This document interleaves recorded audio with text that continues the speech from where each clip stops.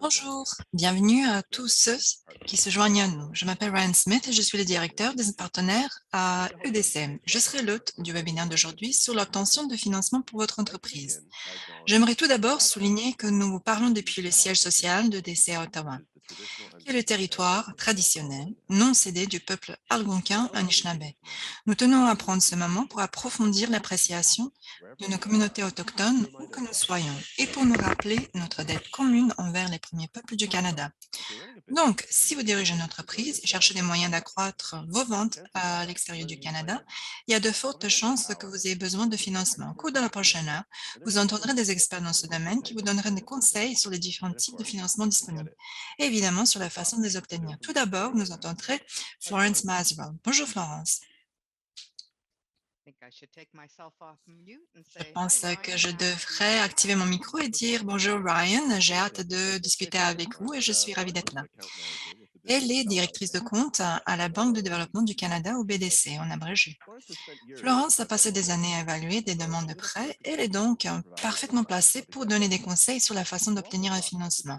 Elle vous parlera également des différents types de prêts disponibles à la BDC qui peuvent aider votre entreprise à se développer.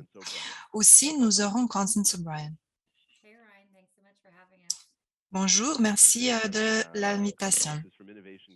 Constance, c'est l'Innovation Canada. Elle est conseillère principale en innovation et entre autres choses, elle parlera du Business Benefits Finder. Il s'agit d'un outil en ligne puissant qui peut vous aider à découvrir toutes les sources de financement et de conseils généraux sur les affaires qui peuvent vraiment vous aider. Alors, restez à l'écoute, vous voudrez certainement en savoir plus à ce sujet.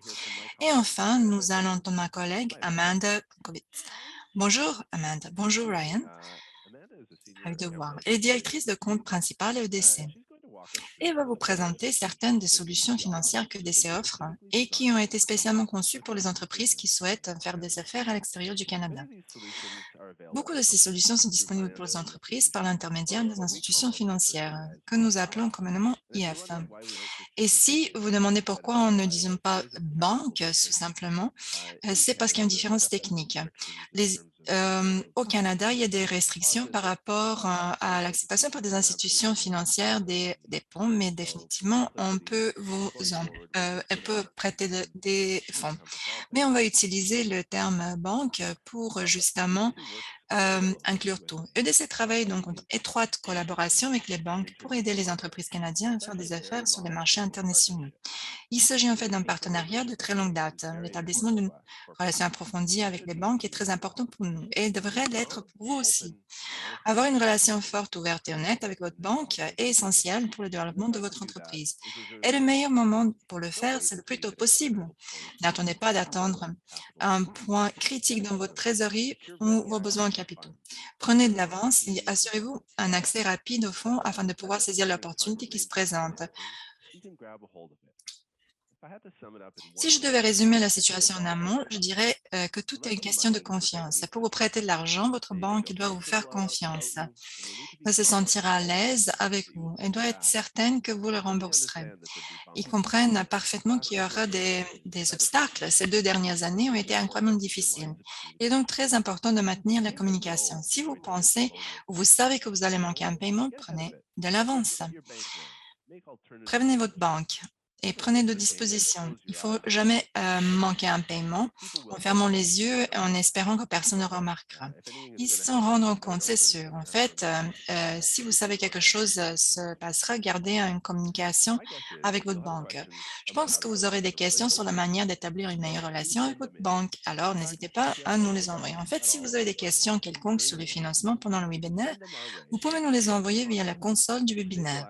Nous avons réservé les 15 dernières minutes du programme d'aujourd'hui pour une période de questions et réponses. C'est donc une excellente occasion d'obtenir des réponses d'experts à toutes vos questions. Nous avons également élaboré un document de ressources que vous pouvez télécharger depuis le console du webinaire. Il contient de nombreux liens vers les ressources dont nos panélistes parleront et bien d'autres encore.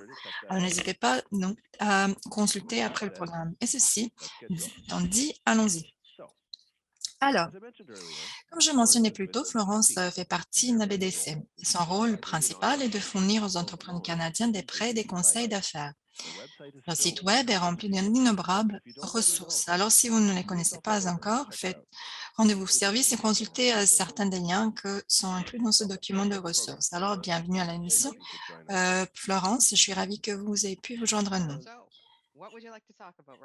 De quoi aimeriez-vous parler, Ryan? Bon, j'ai quelques sujets.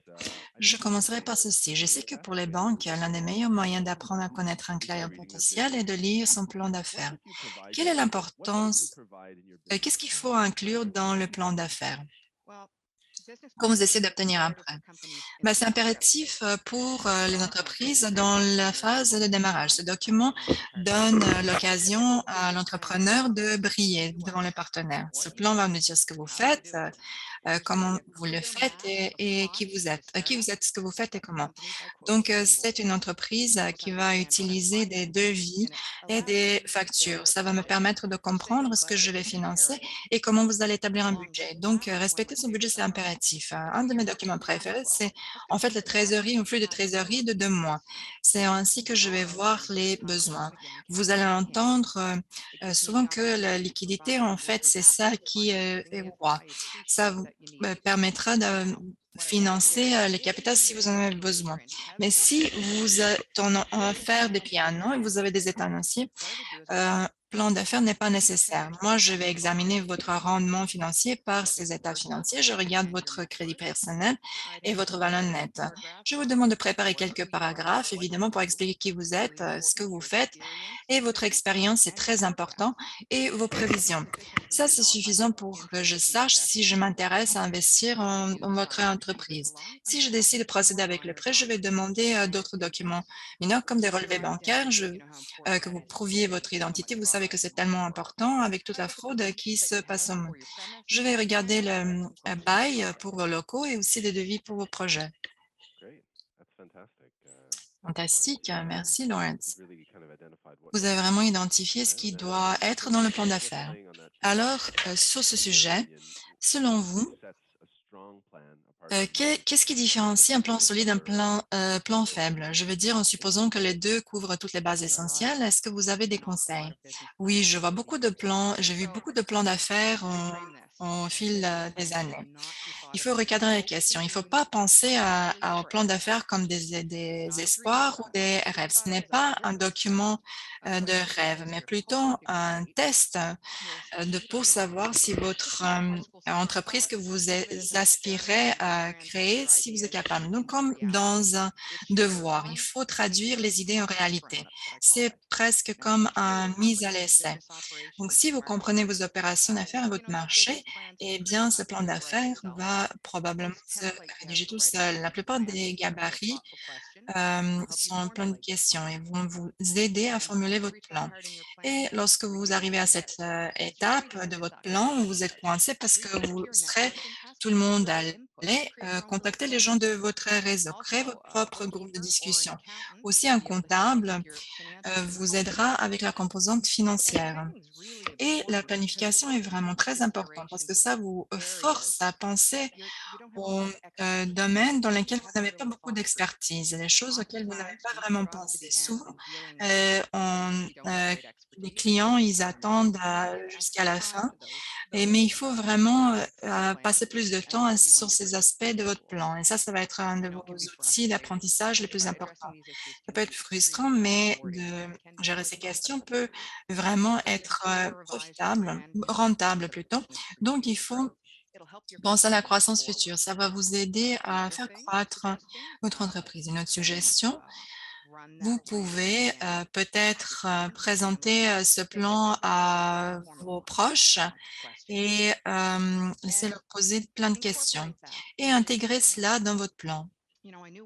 J'ai connu une entrepreneur qui a passé par 7 modèles d'affaires différents. Il a trouvé que les 6 premiers n'étaient pas viables. Il préparait un plan d'affaires avec les prévisions, mais il a compris qu'il allait perdre de l'argent.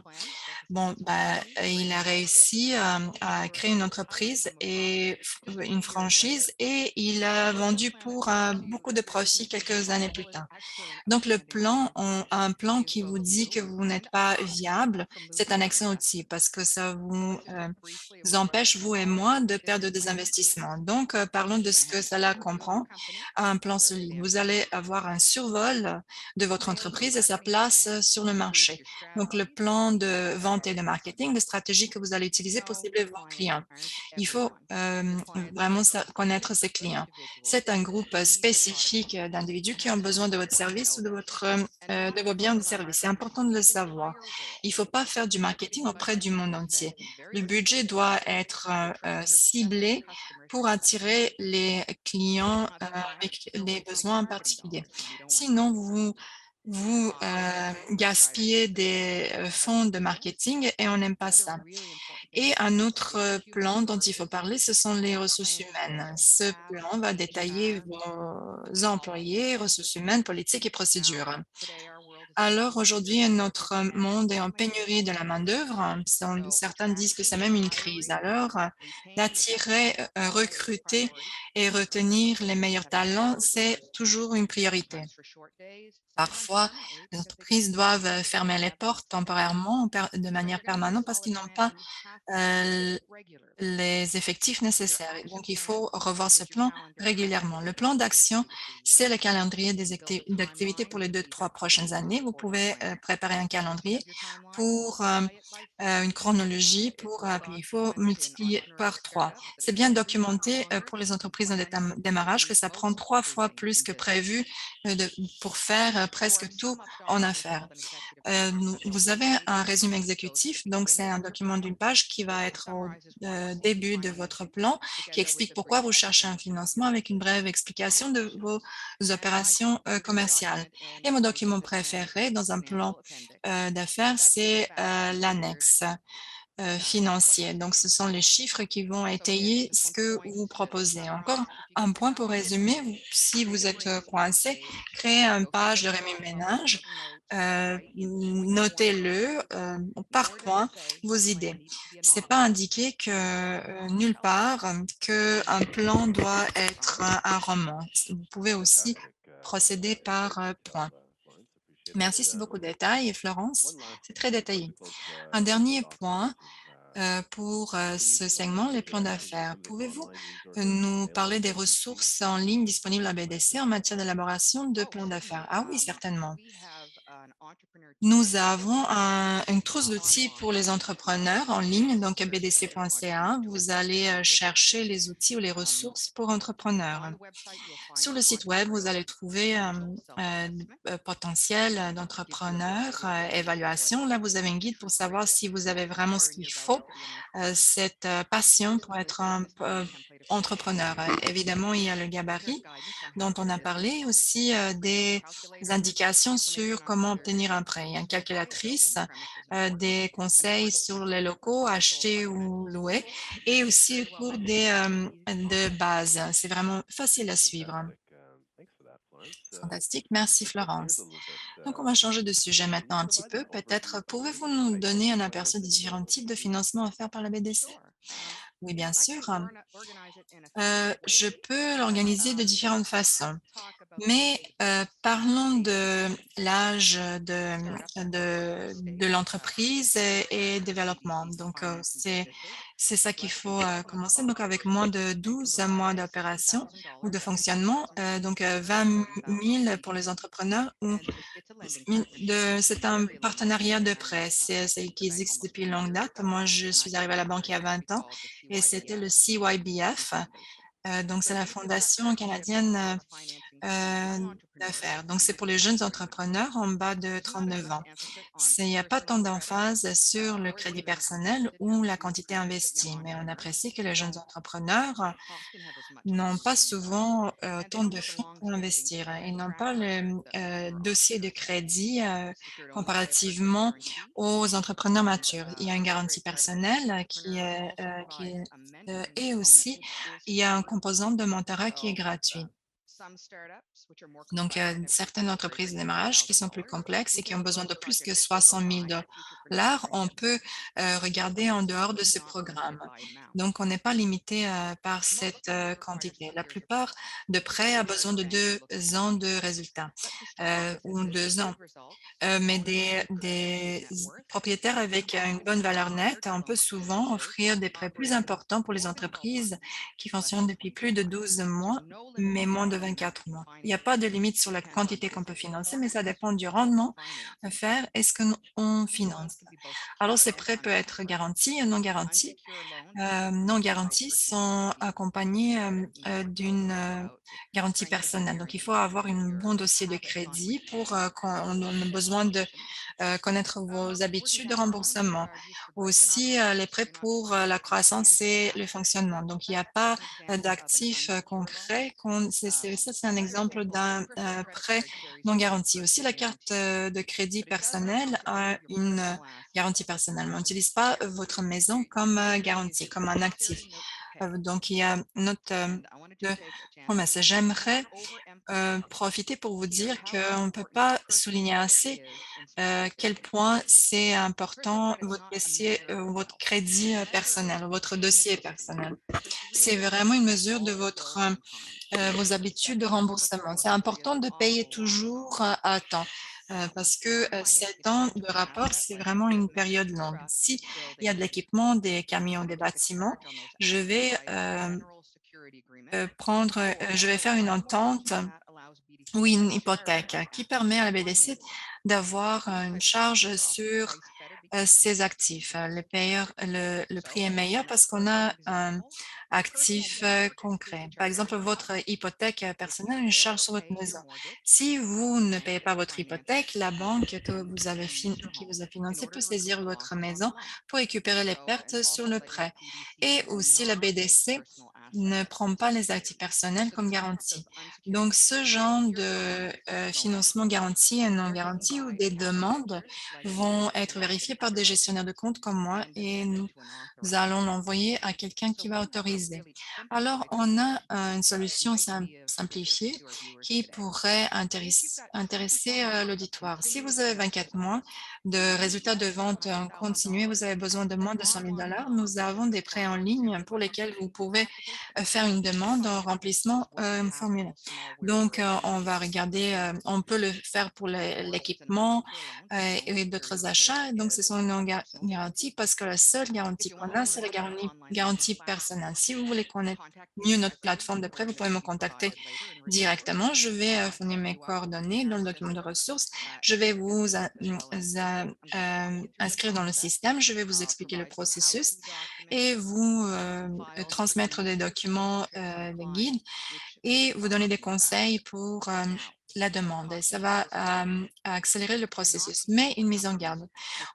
Ça ne peut pas être utilisé dans les entreprises qui ont une structure de propriété complexe. On peut le faire autrement, mais pas par le processus simplifié. Ce qui est vraiment bien avec cette demande ou cette application ou cette plateforme, c'est qu'il n'y a pas de frais qui accompagnent d'autres prêts. Donc, en résumé, peu importe la taille de l'entreprise ou le montant demandé. On peut aider les entrepreneurs qui ont bien investi dans la compagnie et qui ont un bon dossier. Alors, tous les prêts sont personnalisés, spécifiques aux besoins des clients. Great. Thank you, Florence. Merci, Really quickly, Florence. how long does the Rapidement, process take le to apply for a processus loan prend through combien de temps pour Five? les types de prêts que vous avez décrits, hein? Le financement en ligne, ça peut prendre 3 jours ou plus longtemps en fonction de notre charge de travail si vous avez donné toute la bonne information dans votre demande. Aussi, si vous avez des questions, n'hésitez pas à me contacter. Moi, je m'occupe des prêts pour les clients. Je fais ma part en une journée à préparer mes documents. Parfois, les documents sont un obstacle parce qu'ils doivent être précis, mais il faut les faire autoriser, signer, ils doivent répondre aux besoins, etc. Et le versement, ça peut prendre 2 semaines. Et la mise en si on travaille sur les grands projets de construction, ils prennent plus de temps. J'ai des prêts qui ont été traités en 3 jours, mais aussi 1 mois ou 2 en raison des obstacles dans la collecte de documents. Thanks. That's a good overview. Merci, ça c'est un bon survol. On entend beaucoup parler des G ces jours, l'aspect environnemental, social et de gouvernance. Et je sais qu'il y a une idée fausse selon laquelle cela ne s'applique qu'aux grandes entreprises. Mais en réalité, cela s'applique à toutes les entreprises. Pouvez-vous nous donner un aperçu de ce dont nous devrons être conscients en termes de questions ESG et de conformité?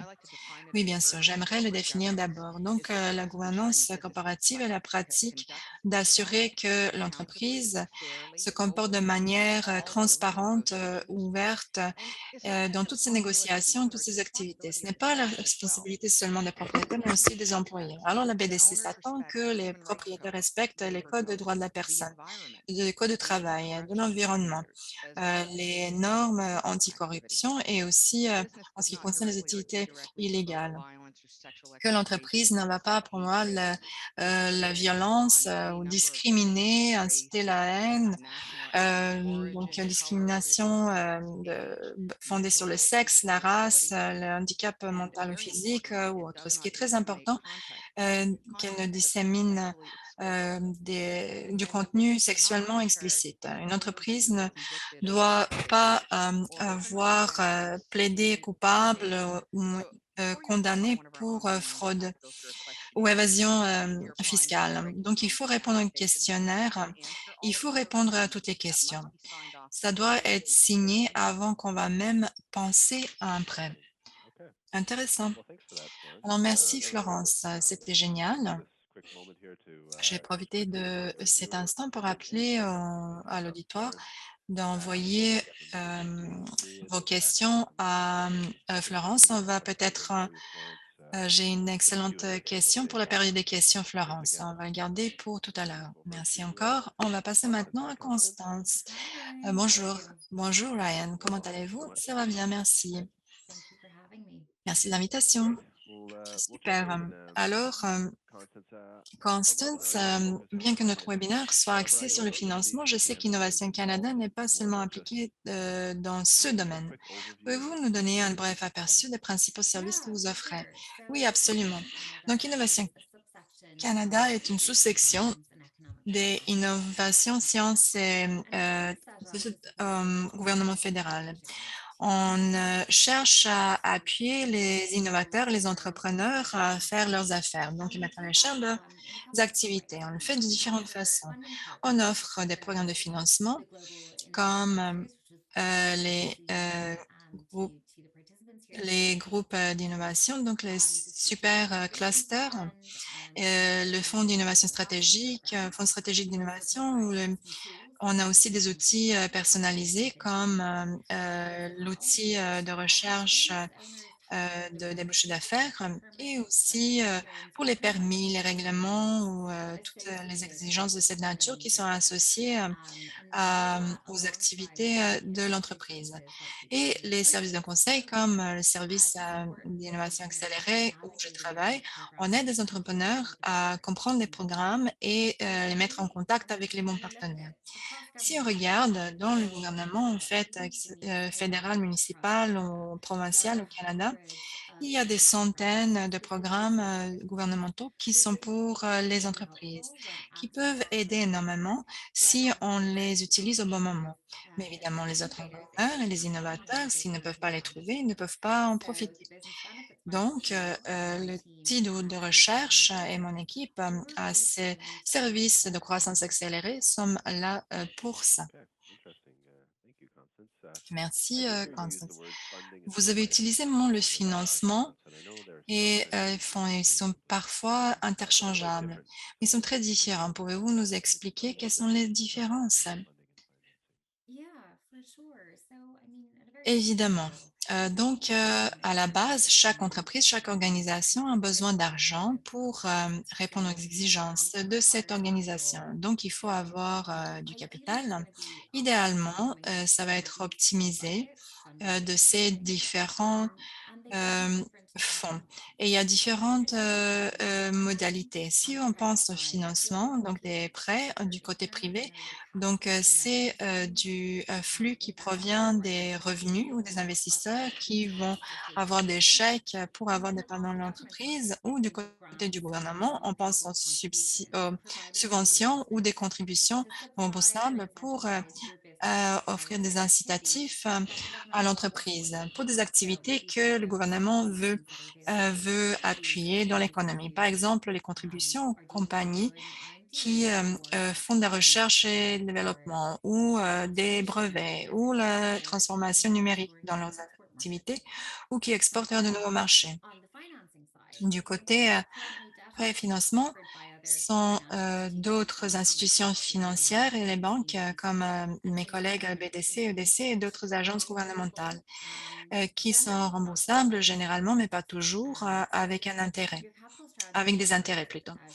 Alors, votre stratégie doit comprendre un mélange de ces deux ressources. Mais ce que j'aimerais souligner aux entrepreneurs, c'est qu'il y a plein d'autres programmes et soutiens qui ne sont pas vraiment du financement parce que c'est pas monétaire. Donc, ce n'est pas sous forme de chèque.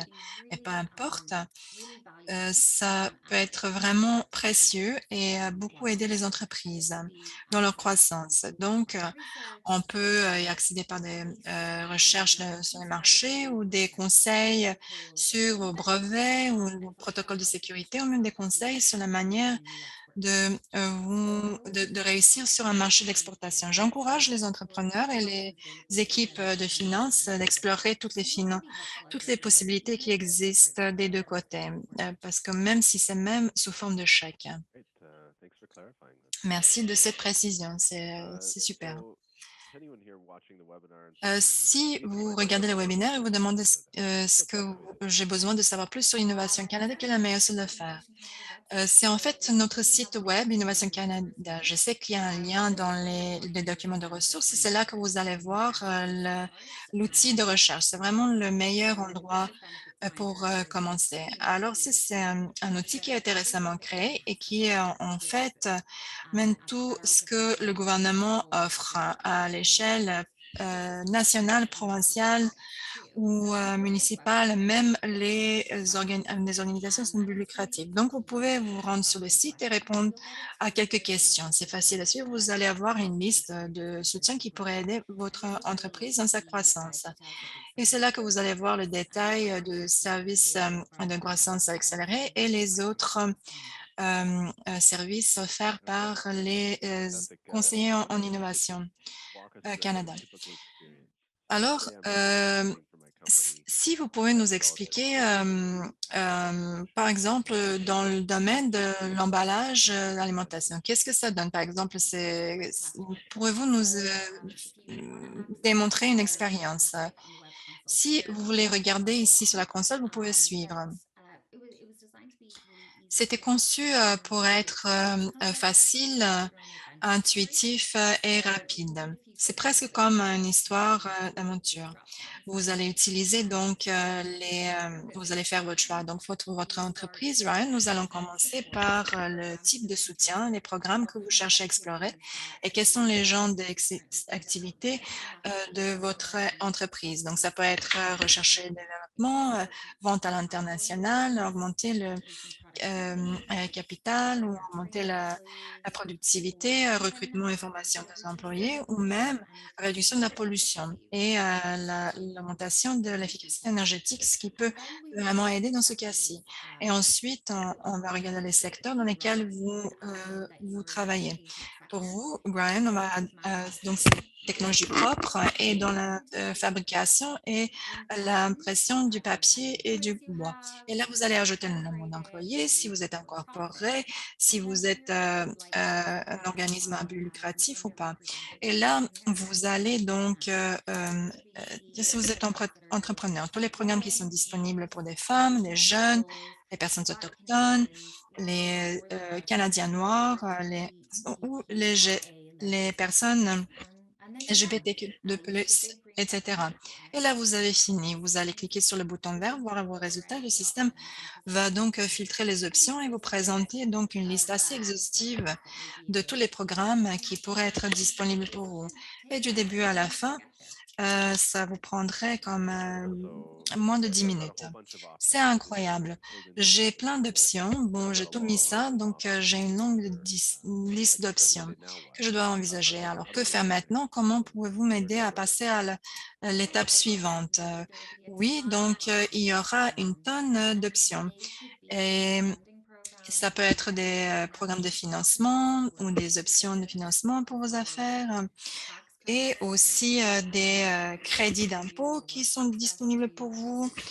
Vous pouvez avoir accès à des installations de recherche ou des subventions de formation pour vos employés ou même des partenariats ou des collaborations et accès à des conseils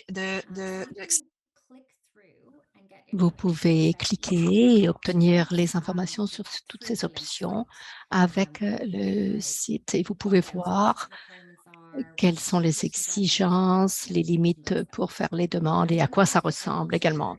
Donc, vous pouvez également sauvegarder votre recherche et y retourner lorsque vous en avez besoin. Ça va pouvoir vous aider s'il y a d'autres programmes qui pourraient correspondre à ce que vous recherchez. Et puis, il y aura des rappels également s'il y a des dates limites pour les applications. Ça économise beaucoup de temps. C'est un très bon endroit où commencer ce qui est disponible, à voir ce qui est disponible pour votre entreprise. Super, j'adore. Est-ce que vous pourriez parler de certains des programmes de financement qui pourraient intéresser notre public? Oui, bien sûr. Je vais vous donner une idée d'ensemble des services que nous fournissons avec mon équipe. Je vais vous en parler d'un autre qui pourrait être intéressant aujourd'hui. Donc, nous ne gérons pas de programme de financement, nous ne rédigeons pas de chèques, mais nous trouvons des partenaires de financement pour que les entreprises puissent trouver ce qu'elles recherchent. Les conseillers en innovation, comme moi et mes collègues, travaillons avec des entrepreneurs et des innovateurs pour voir quels sont leurs besoins, leurs occasions actuelles. Ensuite, on va les aider à élaborer ce dont ils ont besoin au niveau personnel et ça sera exactement ce qui leur convient. Et ensuite, nous allons les associer aux bons partenaires gouvernementaux. Donc, nous essayons de faire un petit peu montre de services de conseil, si vous voulez.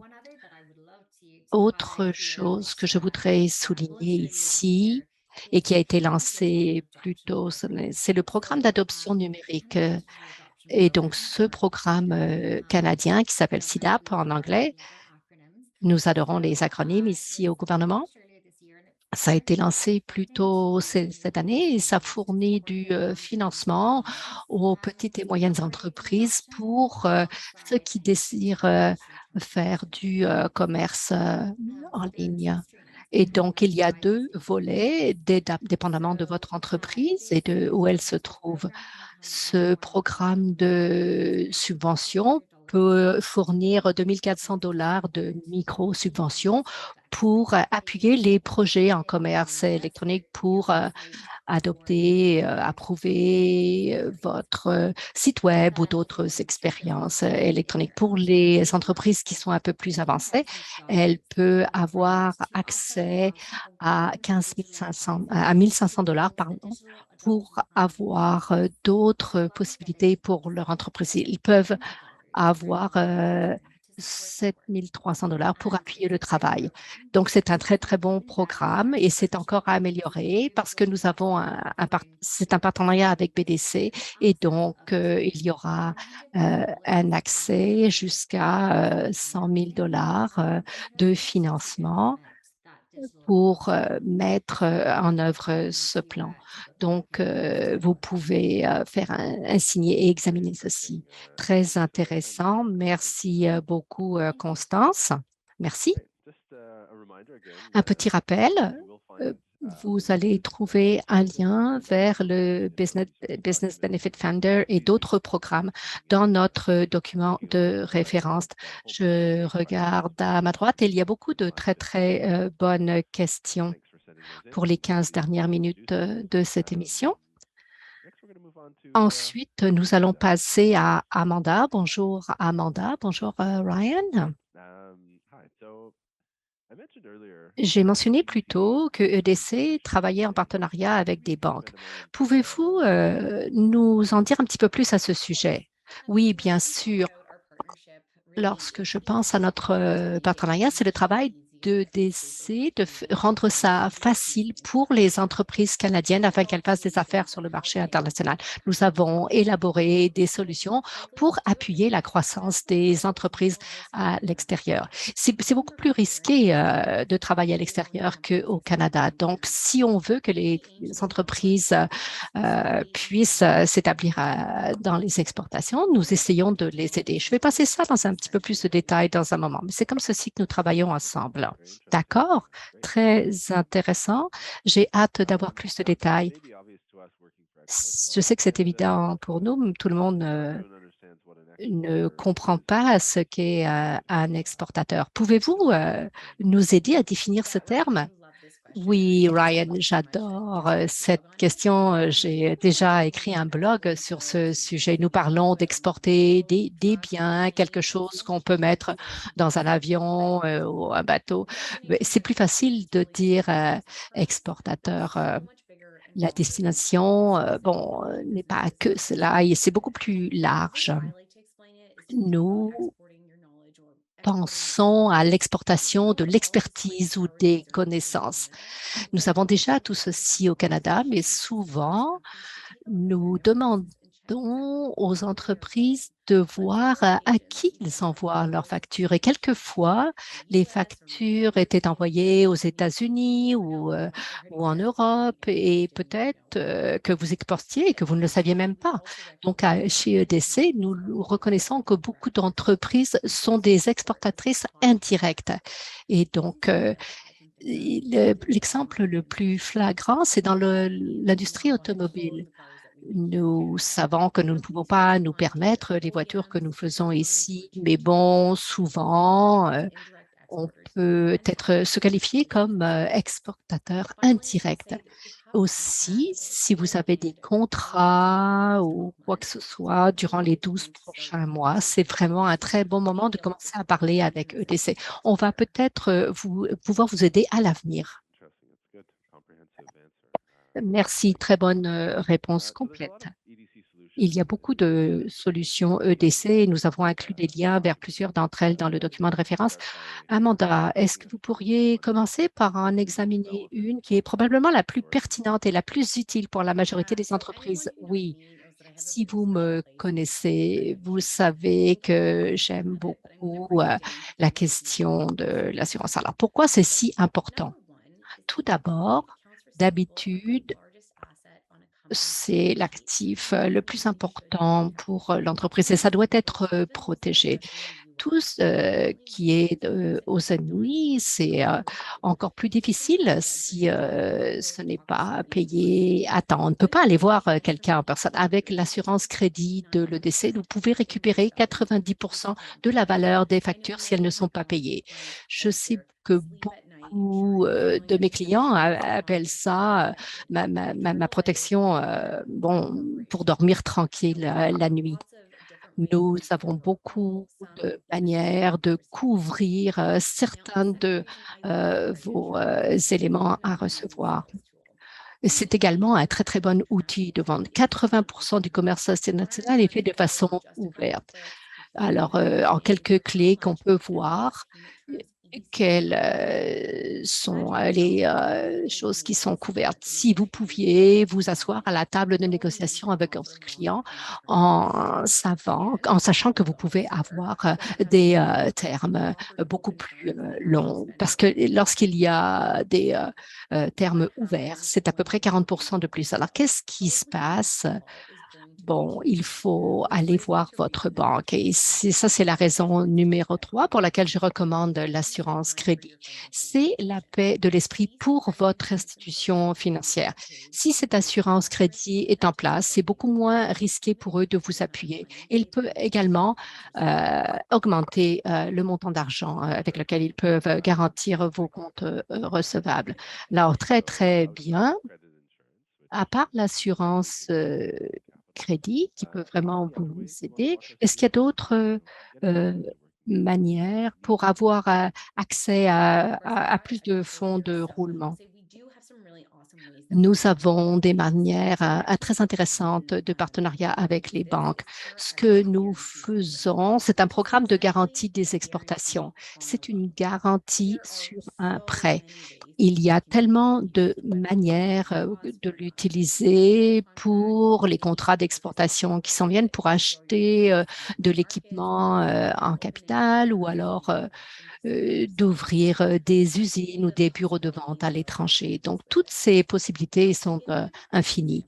Je vais vous donner un petit exemple rapide de comment ça fonctionne. J'ai travaillé avec une compagnie qui avait besoin d'un appui pour un contrat aux États-Unis. Ils avaient perdu un peu de leur entreprise durant la pandémie. Mais bon, ils sont allés voir leur banque avec le coût projeté qui devait être couvert. Et donc, il y a eu beaucoup d'impact sur la compagnie durant les 2 dernières années, mais ils avaient de l'espoir parce qu'ils avaient déjà fait le même genre de travail par le passé. Ils sont venus voir EDC pour fournir une garantie de 75%. Alors, qu'est-ce que ça veut dire en fait? Ça veut dire que dans le pire des scénarios, si la compagnie ne pouvait pas euh, recouvrir ses prêts, à ce moment-là, la banque pouvait aller voir EDC pour récupérer 75% des prêts. Nous avons également un programme de prêt pour euh, l'expansion des exportations. C'est beaucoup plus normalisé et donc c'est à la discrétion de nos employés. C'est lorsqu'un client fait déjà de l'exportation ou qu'il va le faire très rapidement. Les critères sont établis et donc ceci va aider la banque à fournir ce dont vous avez besoin. Il y a beaucoup de confiance dans ce processus. Ils peuvent atténuer le risque. Vous pouvez avoir des prêts garantis. Et ça donc nous aide à remplir notre mandat en ce qui concerne l'exportation. Quelquefois, vous devez fournir de la trésorerie en garantie. Et dans ce cas-là, nous pouvons donner 100% de garantie à votre banque. Comme ceci, ils ne pourront pas geler vos fonds d'opération.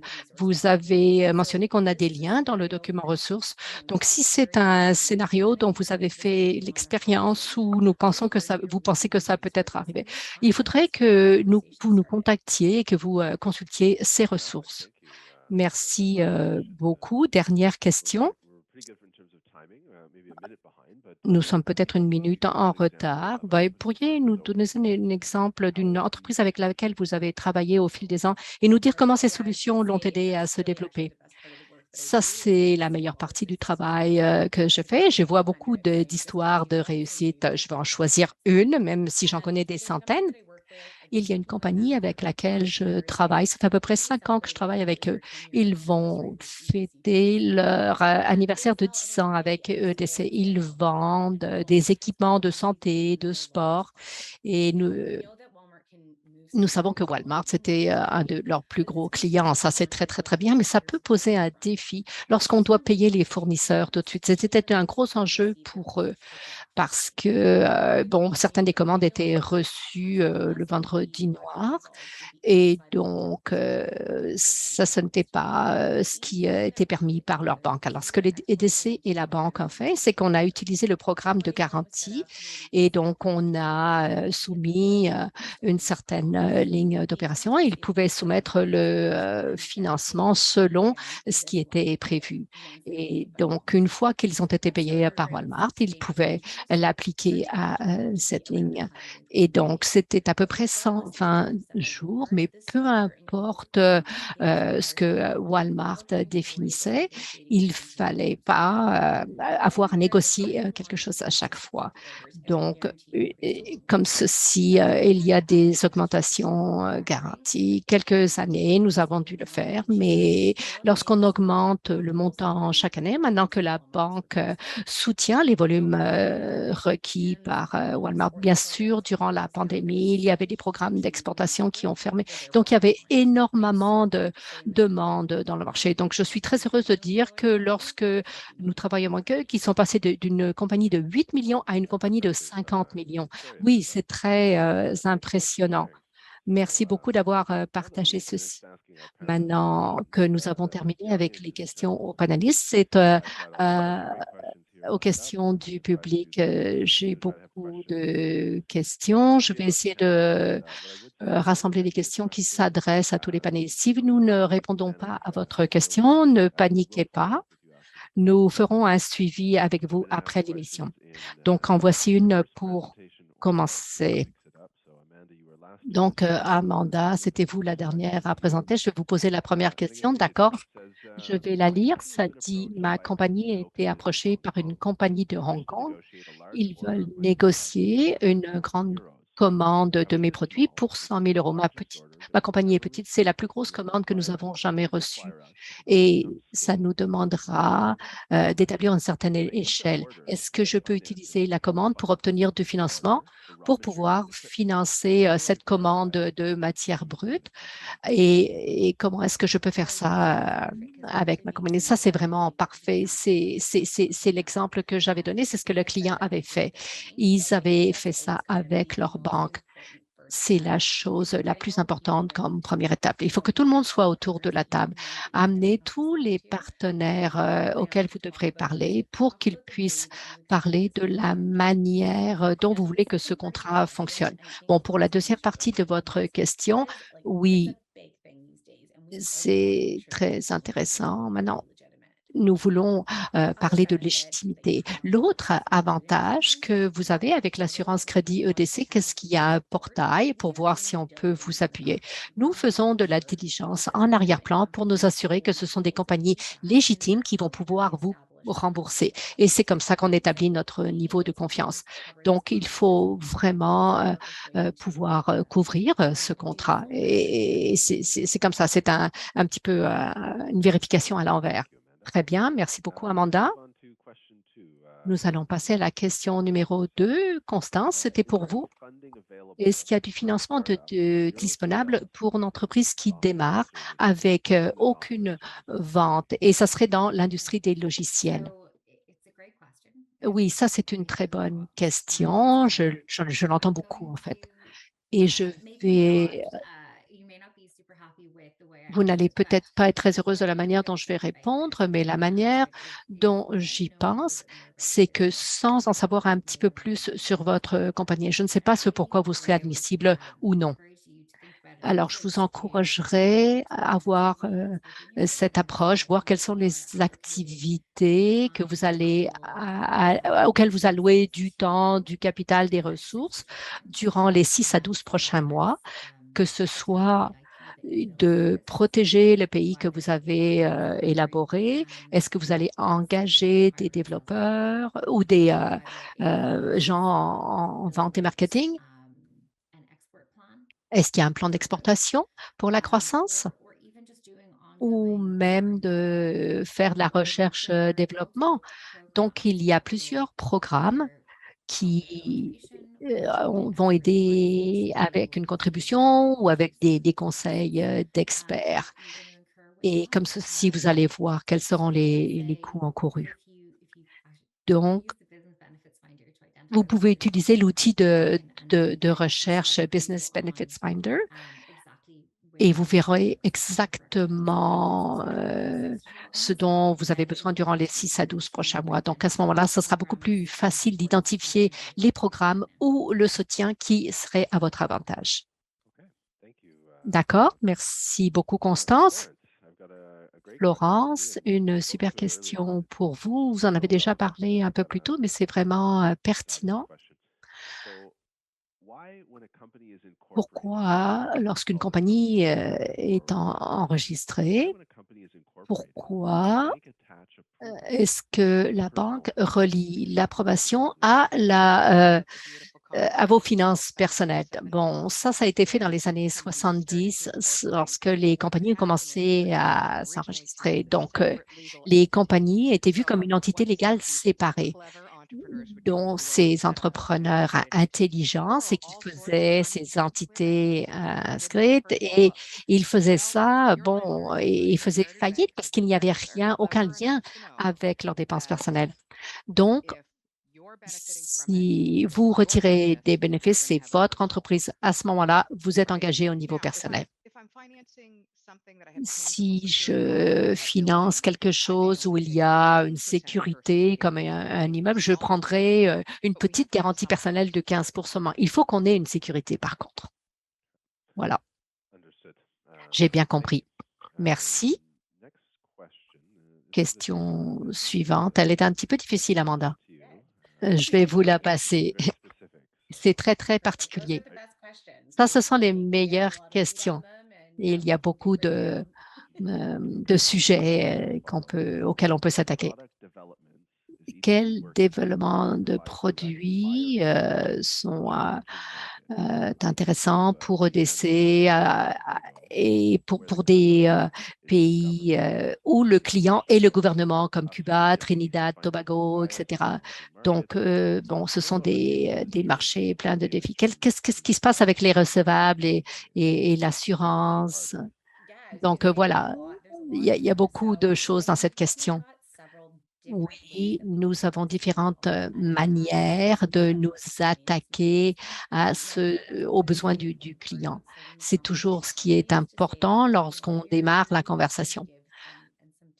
Et bon, où est-ce qu'il y a des moyens de moyenner, comme on dit? Alors, plus on a de temps, plus on peut discuter et voir des paiements à long terme. Plus on a de temps pour avoir une certaine compréhension du client. Est-ce que c'est un document normalisé qu'ils font si on travaille avec une plus grosse compagnie?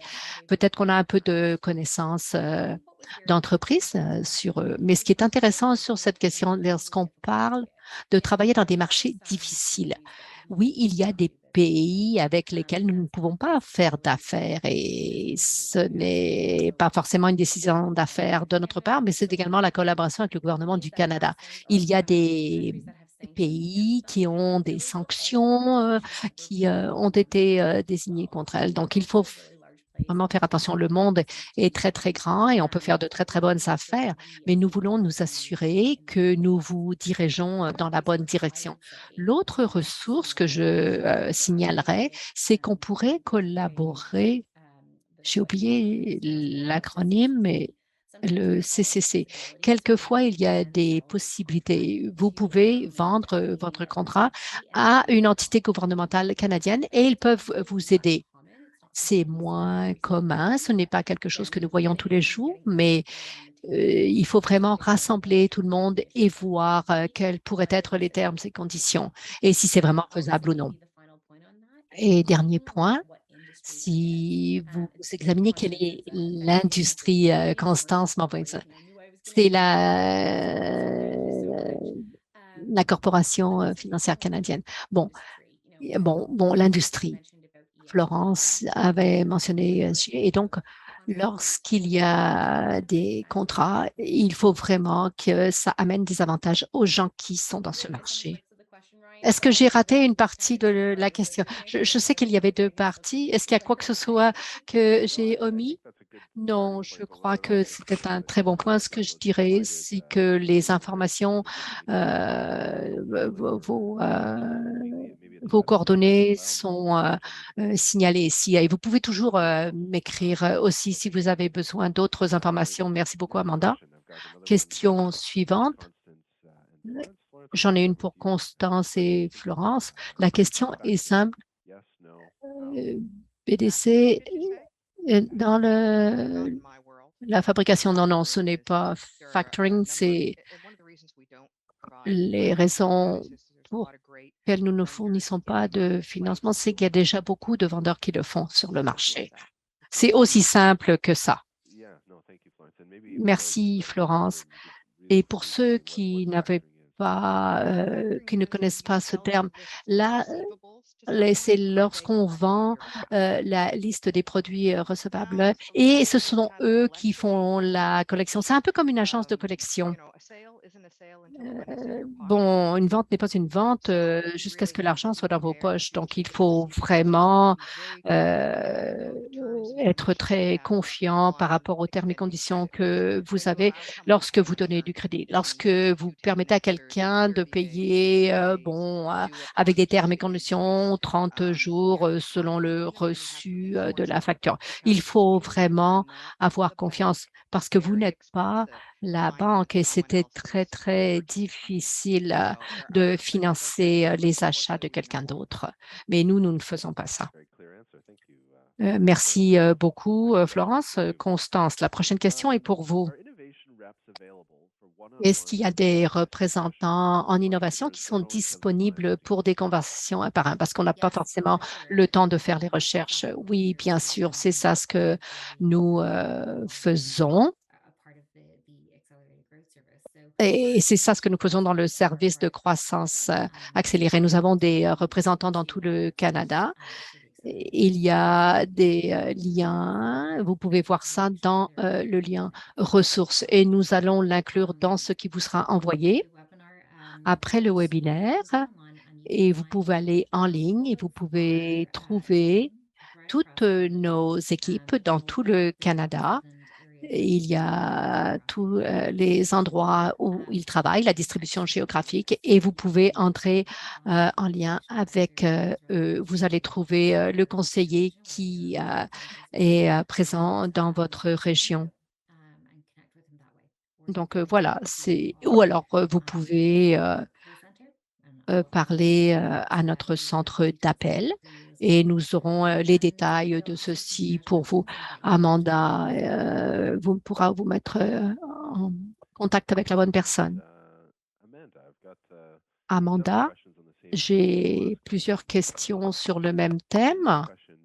Je vais lire. Est-ce que vous pourrez définir ce que c'est que l'exportation, les biens, les services qui sont envoyés dans d'autres pays? C'est lorsqu'on vend un projet.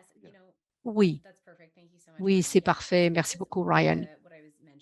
C'est ce que je mentionnais comme exportation indirecte. Lorsqu'il y a de grands projets qui ont lieu et d'essais, on veut savoir, c'est quelque chose qui va être pré-approuvé. Donc, nous serons préparés lorsque vous appellerez. Oui, nous allons participer à ceci. Et voici quelle sera notre contribution. Et c'est comme ceci que ça va faire avancer le projet. D'accord. Merci, Amanda. Bon, je regarde le temps qu'il est. Une dernière question. Florence, je vais vous poser cette question. Est-ce que c'est mieux de créer un plan d'affaires avant de parler à un conseiller EDC? Bon, il faut créer le plan à l'avance. Ça vous aide à organiser vos idées. Et lorsque vous avez du temps avec votre conseiller, vous voulez profiter de ce temps-là de manière efficace. Lorsque mon téléphone sonne, je réponds, je ne le laisse pas aller dans mes messages à moins que je ne sois obligée. Mais il va falloir que vous puissiez répondre à toutes ces questions vous-même. Il faut que vous fassiez tout le travail de préparation. Moi, j'allais intervenir rapidement et dire, lorsque vous créez votre plan d'exportation, bon, il y a encore des possibilités d'ajout. Donc, vous pouvez nous l'envoyer à l'avance et nous pourrons prendre le temps de vous poser d'autres questions. Peut-être que vous avez raté quelque chose et peut-être que nous pouvons parler à d'autres collègues. Le BDC et EDC font partie du programme d'accélérateur commercial et donc nous pouvons parler à nos collègues et nous assurer que tout le monde va pouvoir formuler ses opinions et que tous les risques seront couverts. Merveilleux. Merci beaucoup. Bon, je regarde l'heure qu'elle est. J'apprécie beaucoup ces réponses. Malheureusement, voici qui clôt notre programme. Je ne saurais trop vous remercier de vous être joints à nous aujourd'hui. Et pour le public, j'espère vraiment que vous avez trouvé ce webinaire utile. Un grand merci à tous nos panélistes pour avoir partagé vos expériences et votre expertise. Nous vous enverrons un questionnaire demain matin pour vous demander votre avis sur ce programme. Si vous avez le temps d'y répondre, nous vous en serions reconnaissants. N'hésitez pas à le faire. Notre prochain webinaire portera sur les avantages des partenariats autochtones. Il sera diffusé le 27 octobre. J'espère que vous vous joindrez à nous à ce moment-là. En attendant, si vous avez des questions, appelez-nous au 1-800-229-0575 pour parler à l'un de nos conseillers commerciaux. Jusqu'à la prochaine fois, profitez du reste de votre journée. Merci.